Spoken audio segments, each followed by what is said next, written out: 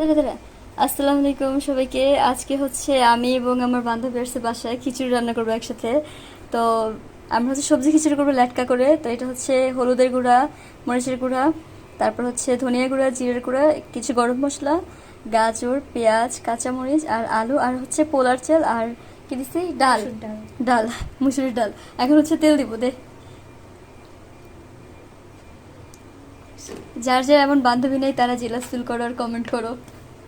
ওকে, এখন কি দিবি? গরুর মাংসের মশলাটাতে আমাদের সিক্রেট মশলা। ও বলেই তো দিছি গরুর মাংসের মশলা, মানে আরো বেশি দে। হ্যাঁ দে, 1 চামচ। এখন হচ্ছে এটাকে ভালো করে মাখাবে।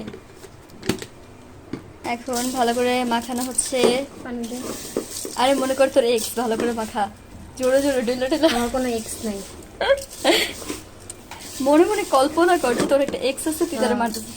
আচ্ছা মনে কর তোর জামাইরে তুই পিটাইতেছিস, যখন তুই রাগ করস তোর ফোন ধরে না তখন।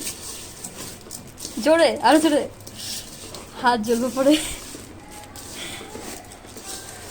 আচ্ছা এখন পানি দিয়ে দে। পানি দে। আমরা হচ্ছে আদা রসুন বাটা দিতে ভুলে গেছিলাম। তো আর কি ফ্রেন্ডরা রান্না করলে হয়, একটু পরিমাণ মতো আদা রসুন বাটা দিয়ে দিব, দিয়ে এই যে পানি দিয়ে দিছি। এখন এটাকে ভালো করে হাত দিয়ে মিক্স করতে পারলে, চামচ দিয়ে। এখন আর মিক্স করার দরকার নেই, বল করতে ও, করে নাড়া দিলে। ঢাকনা দিয়ে ঢেকে দিলাম।